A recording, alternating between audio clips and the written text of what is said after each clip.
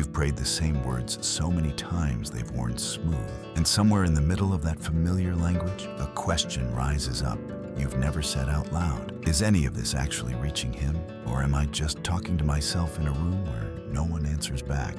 You bring the request, you wait, you watch for the result. And when it doesn't come, something quiet starts recalculating how close you really are to God, until prayer stops feeling like closeness and starts feeling like a system you can't figure out how to operate right. You've tried harder, better words, more sincerity, and still, underneath all that effort, the hollow feeling stays. What if the mistake was never in how you were praying? What if it was in what you thought prayer was for? There is a kind of tiredness that has nothing to do with sleep. You can rest a full night and still wake up carrying it. It is the tiredness of showing up again and again to something that used to feel alive, and quietly wondering when it started to feel like a routine instead. If you have been praying for years, faithfully, consistently, without ever really stopping, you may know this feeling better than you'd like to admit. You fold your hands, or you don't. You close your eyes, or you keep them open while you drive, while you cook, while you lie awake at 2 in the morning. And the words come out,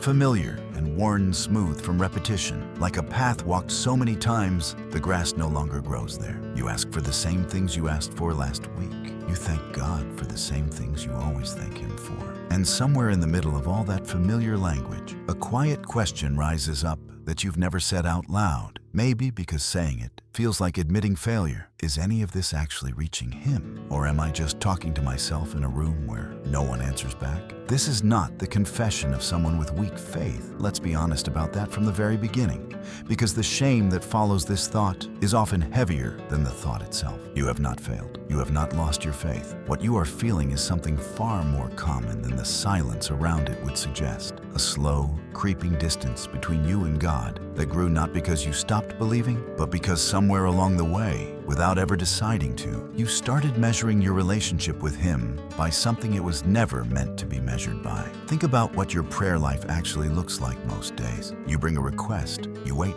you watch for a result. If the result comes, you feel close to God, relieved, grateful, reassured that He is real and listening. If the result doesn't come, or doesn't come the way you hoped, something quieter and more painful happens. You don't always notice it in the moment, but it accumulates. A small disappointment, a flicker of doubt, a subtle recalibration of how much you can expect from prayer next time. And after enough of these moments stacked one on top of another, prayer stops feeling like a relationship and starts feeling like a system you're trying to operate correctly. A system that, more often than you'd like, seems to malfunction. This is the ache beneath the ache. It's not just that some prayers go unanswered. It's the interpretation your mind quietly builds around that unanswered space. When the silence stretches on, when the outcome doesn't shift, when the same struggle you brought to God last year is still sitting on your chest this year, a thought creeps in that you may never have said aloud. Maybe I'm doing this wrong. Maybe there's a better way to pray that I haven't learned yet. Maybe more devoted people get through to God, and I simply haven't figured out the formula.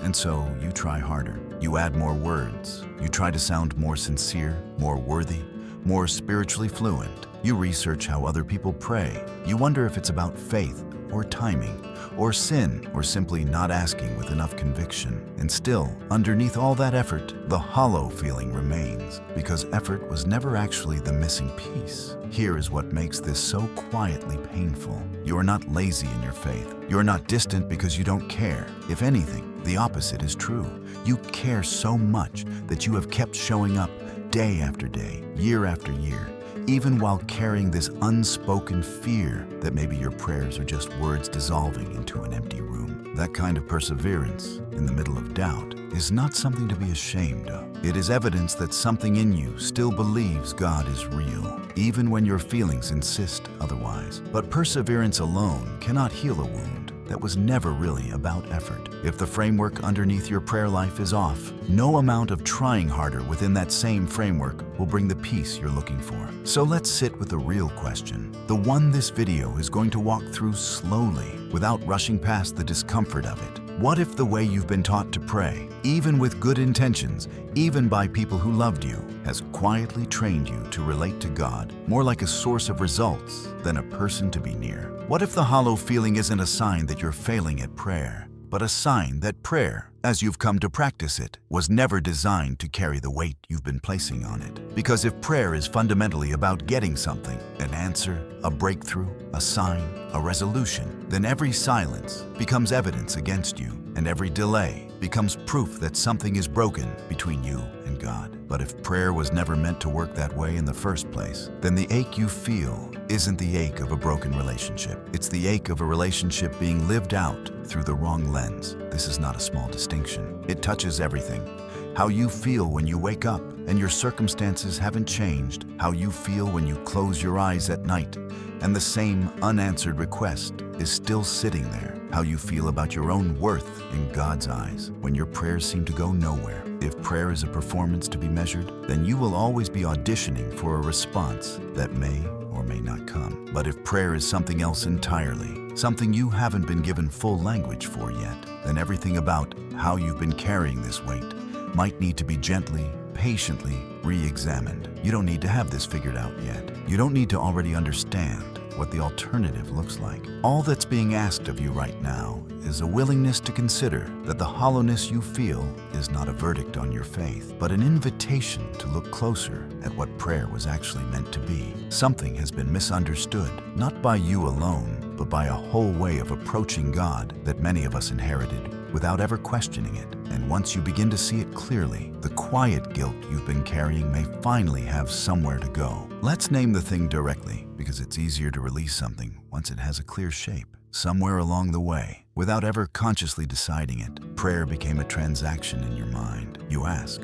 you wait, you watch for the result, and based on that result, you draw conclusions about God's presence, about His attention, about whether He is close to you or far away. This isn't something anyone taught you outright. No one sat you down and said, here is how to measure God's love by whether He gives you what you ask for. And yet, somehow, that is exactly the quiet math many of us have been doing for years, prayer after prayer, without ever noticing the pattern forming underneath. Think about how naturally this happens. You bring a need to God, healing, provision, direction, peace for a relationship that feels like it's unraveling. And in the moment you pray, there is hope, there is reaching, there is something genuine happening in you. But then time passes, and as it passes, your mind begins to search for evidence. Is this getting better? Is anything shifting? Is God moving? And when the answer to those questions is unclear, or the answer is simply not yet, something subtle happens inside you. Not always a dramatic loss of faith, often something quieter, more like a slow dimming, a small, involuntary recalibration of how much you can expect, how close you actually feel to being heard, how real this whole thing seems in moments when the evidence isn't cooperating. This is what makes the transactional lens so quietly damaging. It isn't loud. It isn't a sudden crisis of faith. It's 1,000 small moments of unmet expectation, each one teaching you, without words, to relate to God less like a father and more like a source you appeal to, something closer to a vending machine than a person. You put in the right coin, enough faith, enough consistency, enough sincerity, enough scripture-based language, and you wait for the machine to deliver. When it does, faith feels confirmed. When it doesn't, something in you starts to wonder if you inserted the wrong coin, or if the machine is simply broken, or worse, if there was never anything on the other side to receive what you were offering. Here is the tragedy hidden inside that pattern. None of it was ever about a lack of love for God. You wouldn't have kept showing up, prayer after prayer, year after year, if you didn't care.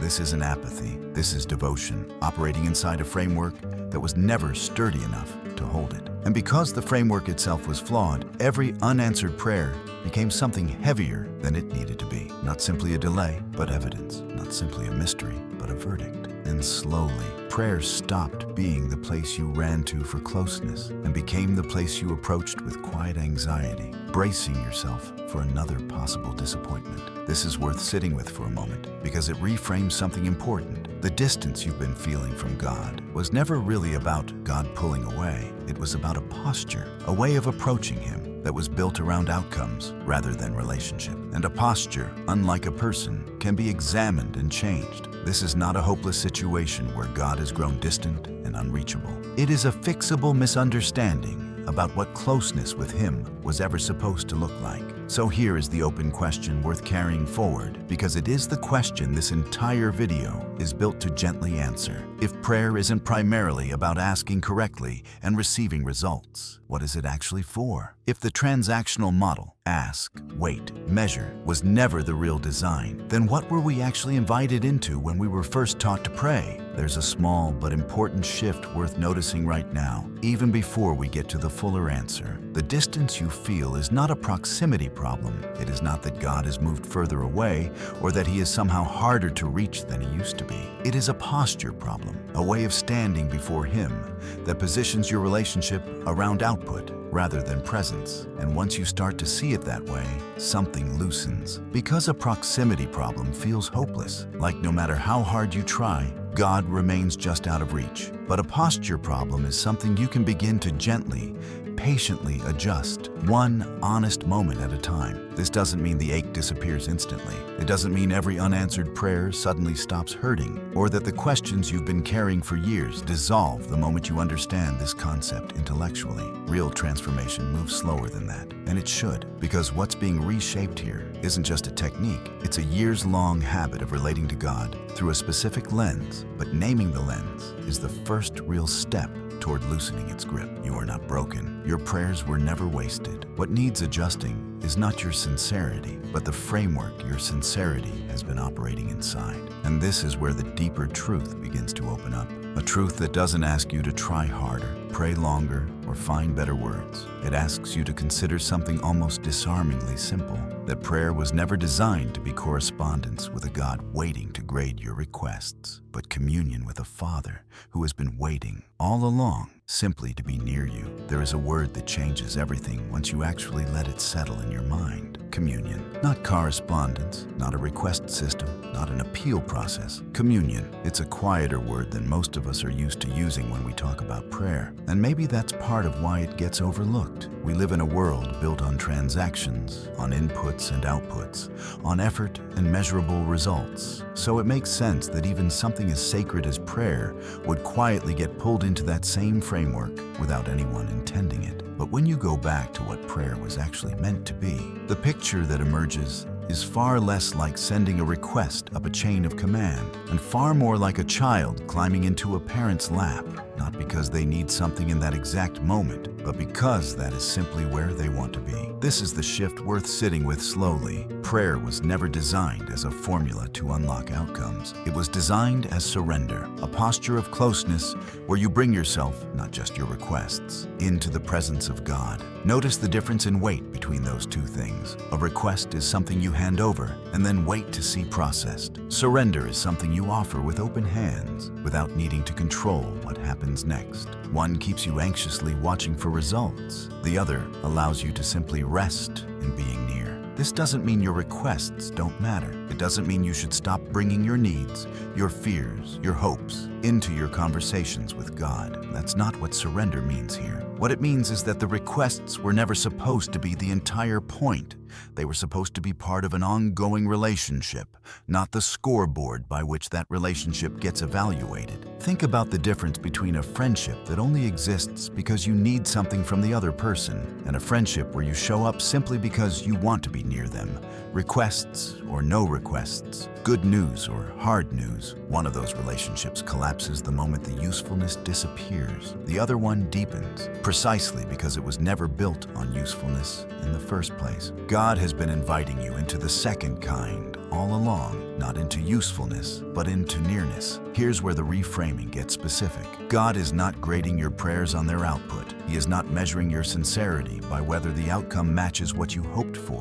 What He desires, more than a perfectly worded request or a flawlessly timed breakthrough, is your closeness, your willingness to keep showing up honestly, keep bringing your real self into His presence, keep choosing nearness over distance, again and again, regardless of what the circumstances look like on any given day. This is a hard concept for a mind trained on results, because results are visible and closeness often isn't. You can point to an answered prayer. You can't always point to communion in the same tangible way, and that's exactly why this shift feels uncomfortable at first, not because it's untrue, but because it asks you to trust something less measurable than what you're used to relying on. This is the internal tension worth naming honestly. Some part of you will still want proof. Some part of you will read all of this and think, that sounds beautiful, but how do I know it's real if I can't see it working? That question is not a failure of faith. It's simply the residue of years spent inside a transactional framework, where the proof always meant an outcome you could observe. Unlearning that takes time. You don't have to force yourself to feel instantly convinced. You simply have to be willing to keep walking toward this truth, even while parts of your mind still resist it. So let this open loop stay open for a moment, because it deserves real weight rather than a quick resolution. If closeness with God isn't proven by getting the things you ask for, how would you even recognize it? What does communion actually feel like when it isn't measured by results? This is not a question meant to leave you stranded. It's a question meant to prepare the ground for what comes next, because the honest answer involves confronting something many of us have quietly misunderstood for a long time: silence. Because if closeness isn't about outcomes, then the moments when God seems most silent, the moments that have felt for so long like abandonment or rejection, might actually be something else entirely, not absence, not neglect. Possibly the opposite of what your fear has been telling you all along. But to understand that, we have to look directly at the place most of us instinctively avoid: the quiet. There is a particular kind of fear that lives underneath almost every unanswered prayer, and it rarely announces itself directly. It doesn't say, "I think God has abandoned me." It's quieter than that, more like a low hum in the background of your thoughts. Why isn't he saying anything? If you've prayed about the same situation for months, maybe years, and heard nothing that felt like a clear response, you know this hum well. It follows you into ordinary moments: driving, washing dishes, lying in bed at night. This low, persistent ache of wondering whether the silence means God has turned his attention elsewhere, or worse, whether he was never quite as present as you believed him to be. This fear deserves to be taken seriously, not brushed aside with an easy answer. Silence is disorienting, especially when you've brought something real and vulnerable before God. A fear, a diagnosis, a broken relationship, a decision that terrifies you. And what comes back is nothing you can point to, nothing you can hold in your hands as evidence that you were heard. In a world where every other relationship gives you some kind of feedback, God's quiet can feel less like patience and more like distance. And so, almost without realizing it, many of us have quietly trained ourselves to associate silence with rejection. No answer starts to feel like no. But here is where the deeper truth begins to gently press against that fear. Silence and absence are not the same thing. They feel identical from the inside, especially in seasons of pain, but they are not the same. Absence means no one is there. Silence simply means nothing audible is being said. A parent can sit quietly beside a child who is hurting, present in every way that matters, without saying a single word, not because they don't care, but because their presence itself is the comfort, not a lecture, not an explanation, not a fix. Sometimes the most loving thing a father can offer is not an answer, but a steady, wordless nearness that says, without needing to say it, "I am not going anywhere." This is difficult to accept because your mind wants proof, and silence offers none that can be measured. But consider this gently. What if the silence you've been interpreting as rejection has actually been an invitation? Not to panic, not to spiral into anxious interpretation, but to listen differently than you've been taught to listen. We are so trained to expect verbal, immediate, obvious responses that we often miss the quieter ways presence makes itself known. A settledness that comes over you in the middle of chaos, a peace that doesn't logically match your circumstances, a persistent nudge toward patience when everything in you wants to force an outcome. These are not nothing. They are simply not what we were taught to look for. Here's the micro-revelation worth letting sink in slowly. You have been listening for words when you were being invited into presence. Words were never the only language of closeness. Think about the relationships in your life that matter most. Often what makes them feel safe isn't constant talking, but the comfort of simply being near someone, trusting that the relationship is intact, even in the quiet moments. Silence in a healthy relationship is not evidence of distance. It's evidence of enough security that words aren't required to fill every space. What if your relationship with God was always meant to include that kind of silence, not as punishment, but as intimacy that doesn't need to be constantly narrated? This doesn't mean every silence is comfortable, or that this reframe erases the pain of waiting for something you desperately want to hear. it means the meaning you've been assigning to that silence may need to be gently re-examined. Practically, this might look like something small. Instead of filling every quiet moment in prayer with more words, more requests, more anxious repetition, try simply sitting. Try letting the silence exist without immediately interpreting it as bad news. Try noticing, without forcing it, whether there is a steadiness underneath the quiet. Not a voice, not a sign, just a sense that you are not alone in the waiting, even if the waiting continues. This is not a technique to master, and it will not feel natural right away, especially if silence has felt threatening to you for a long time. That's expected. Old patterns of interpretation don't dissolve the moment you understand them intellectually, but something shifts even in the willingness to consider a new possibility. That the silence pressing on you right now is not a locked door, but a room you've been standing outside of, afraid to enter, when all along it was simply asking you to come and sit without needing to hear anything at all. And this reframe opens up another question worth carrying forward. If presence doesn't require constant words from God, maybe it doesn't require polished, careful words from you either. Maybe the pressure you felt to pray eloquently, to sound spiritually mature, to find just the right language for your pain has been adding a weight to your prayer life that was never supposed to be there. Because if God isn't waiting for the right words from you, any more than He's obligated to give you the right words back, then something else entirely becomes possible. Something far more honest and far more freeing than the careful, performed prayers you may have grown used to offering. There is a particular kind of pressure that quietly attaches itself to prayer, one that rarely gets spoken about directly, but shapes how many of us approach God more than we realize. It's the pressure to sound right, to find the proper words, the appropriately spiritual language, the right balance of reverence and boldness, humility and faith. If you've ever paused mid-prayer because your words felt too plain, too repetitive, too unpolished for a holy God to take seriously, you know this pressure intimately. It whispers that your ordinary language isn't enough, that somewhere there's a more eloquent way to pray that would actually get through if only you could find it. This pressure often traces back to good intentions gone slightly sideways.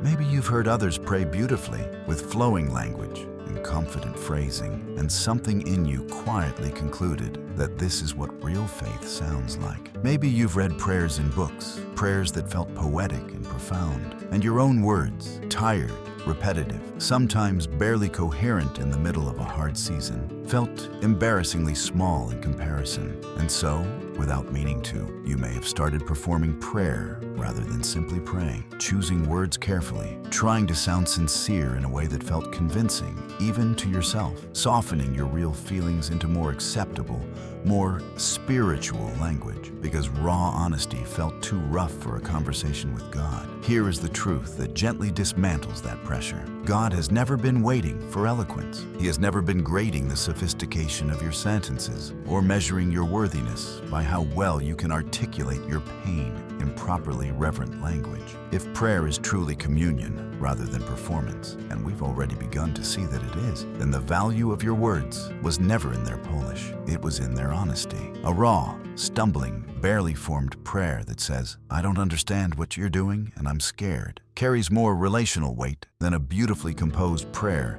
that keeps God at arm's length behind careful language. Think about what you actually want from the people closest to you. Do you want them to speak to you in polished, guarded language, carefully managing their image in front of you? Or do you want the truth, messy, unfiltered, even inconvenient? Because that honesty is what makes the relationship real. If that's what you long for from the people you love, consider that God, who knows you infinitely more completely than any human ever could, is not asking for less honesty than that. He's not impressed by performance. He already knows what you're actually feeling before you say a single word, which means the performance was never fooling him. It was only ever distancing you. This is worth sitting with honestly, because for many of us, the fear underneath the performance isn't really about God's approval. It's about our own sense of adequacy. Somewhere along the way, we absorbed a quiet belief that spiritual maturity looks like having the right words, the calm and composed language of someone who has it all figured out. And so,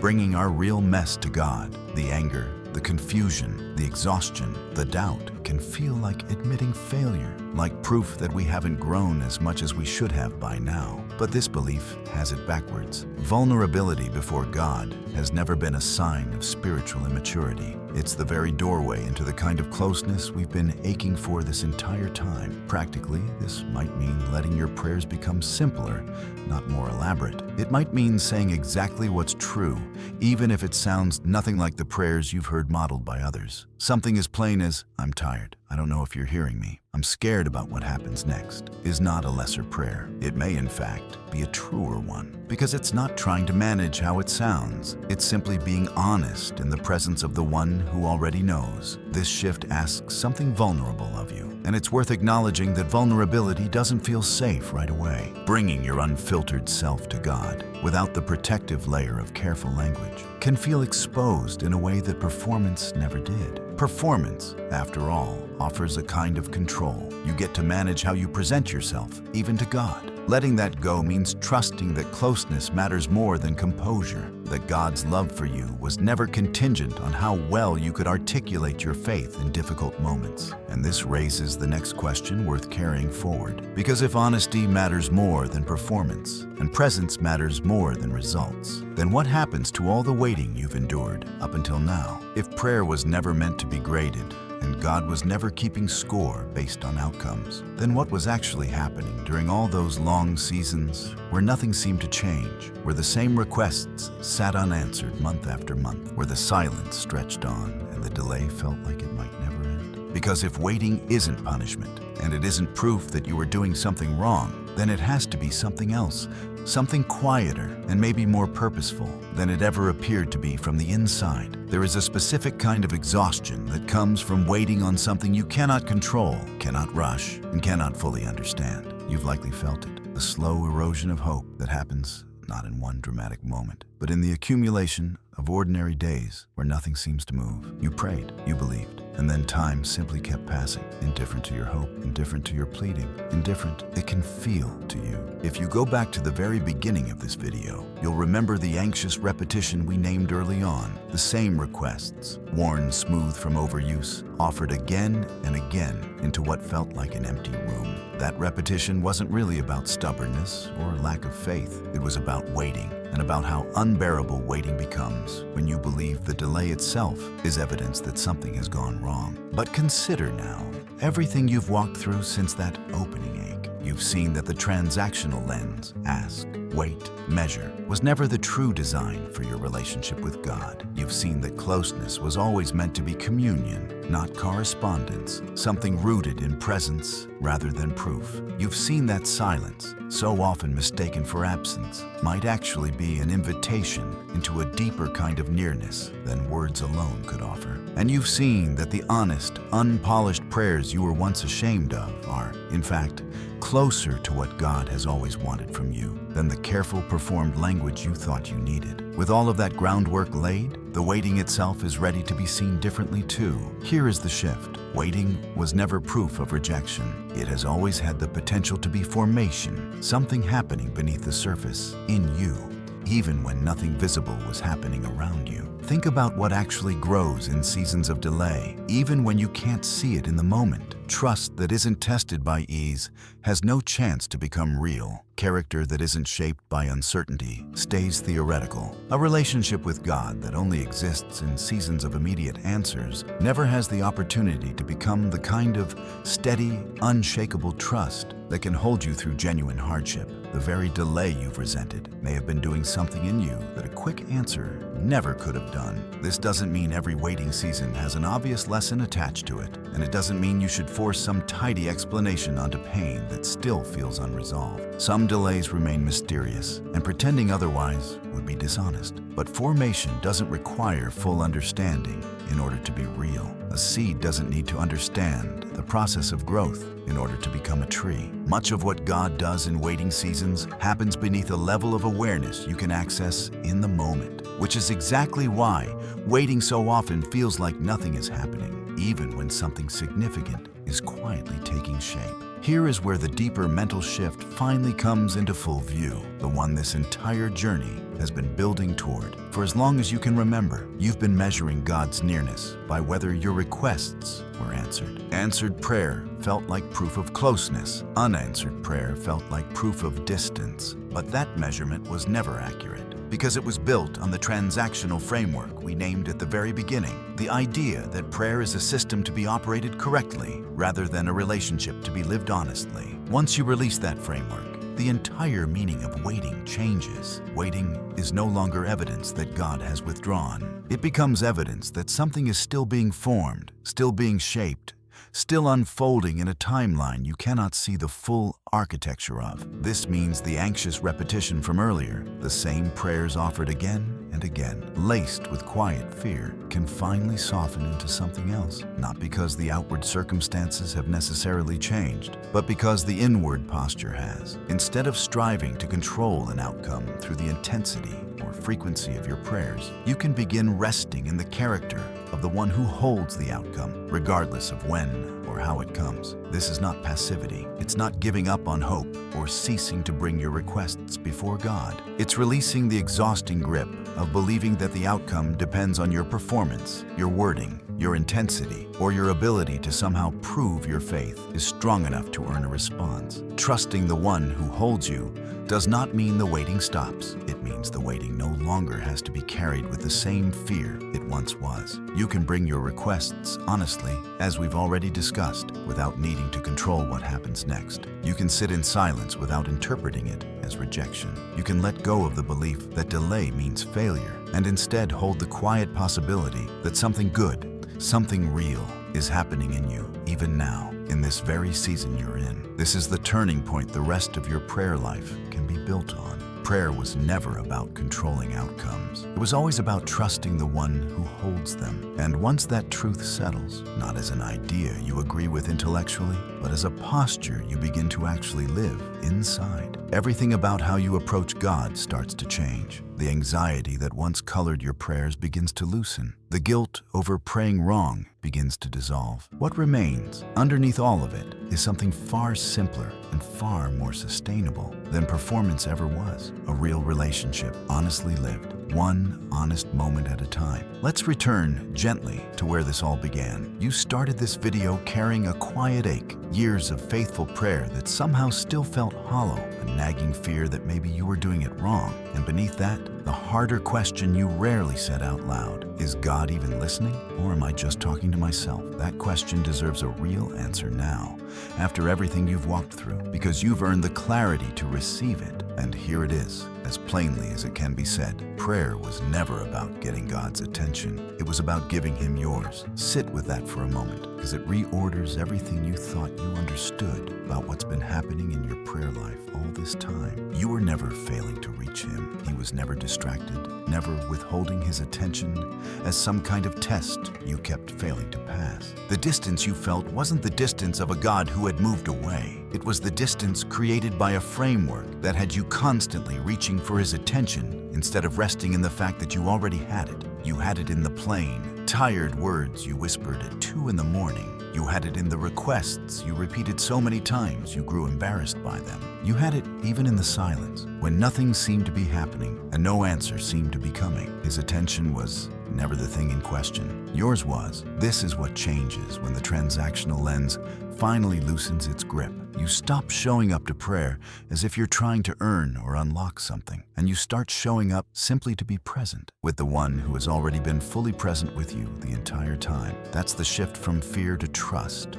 Not a single dramatic moment, but a quiet reordering that happens gradually, prayer by prayer, as you release the old habit of measuring closeness by results and instead let closeness be its own reward. You stop needing the outcome to arrive before you're willing to believe you're loved. You stop needing the silence to break before you're willing to believe you're not alone in it. This is also the shift from striving to surrender. For a long time, prayer may have felt like something you had to get right. The correct words, the right amount of faith, the proper posture, the persistence to keep asking until something finally moved. That striving was exhausting, and it's worth naming as honestly how much weight you've been carrying because of it. But surrender doesn't ask you to try harder. It asks you to open your hands. It asks you to bring your real self, tired, uncertain, sometimes doubting, into the presence of a Father who was never waiting for a performance in the first place. Surrender feels lighter, not because the circumstances of your life have necessarily changed, but because you're no longer carrying the added weight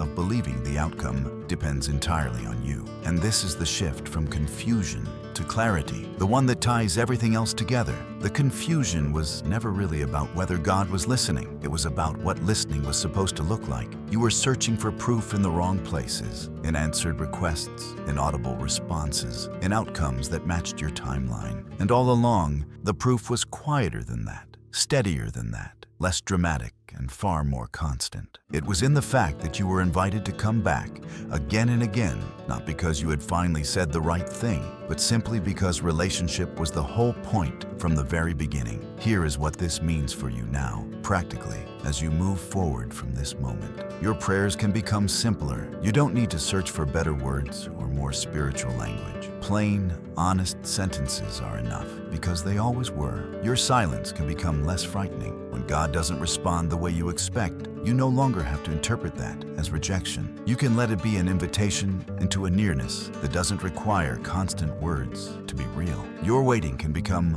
less anxious. Delay is no longer proof that something has gone wrong. It can be trusted as a season where something is quietly being formed, even when you can't yet see the shape of it. And your sense of closeness with God no longer has to be tied to whether your circumstances have changed. It can rest instead in the simple, steady truth that you are known, you are heard, and you are not alone, regardless of what today looks like. This doesn't mean every ache disappears the moment this video ends. Old patterns of thinking took years to form, and they won't dissolve overnight simply because you now understand them differently. There will still be moments when the old fear creeps back in, when silence still feels heavy, when waiting still feels unbearable. That's expected, and it doesn't mean you failed to learn what you've just walked through. It means you're human, gently relearning a posture that takes time to settle into. Be patient with yourself the way God has already been patient with you. What matters most is this. The next time you sit down to pray, you don't have to strive for the right words. You don't have to measure your worth by whether an answer arrives on your timeline. You don't have to interpret quiet as absence. You can simply come, honestly, plainly, without performance, and trust that the coming itself is what prayer was always meant to be. Not a system to operate correctly, but a relationship to live inside, one honest moment at a time. Fear gives way to trust. Striving gives way to surrender. Confusion gives way to a clarity so simple it almost feels too good to be true. You were never far from Him. You only needed to stop measuring the distance the wrong way. If this brought you some measure of peace today, consider letting someone else find their way here too. A simple like helps this reach someone who might be carrying the same quiet ache you've carried for years. If something in this video stirred something in you, share it in the comments. Sometimes naming what you're feeling is the first step toward the same freedom you've just walked through. And if you'd like to keep growing in this kind of honest, unhurried faith, consider subscribing so we can keep walking through these questions together. Prayer was never about getting God's attention. It was always about giving Him yours, and He has been here, quietly, patiently, the entire time.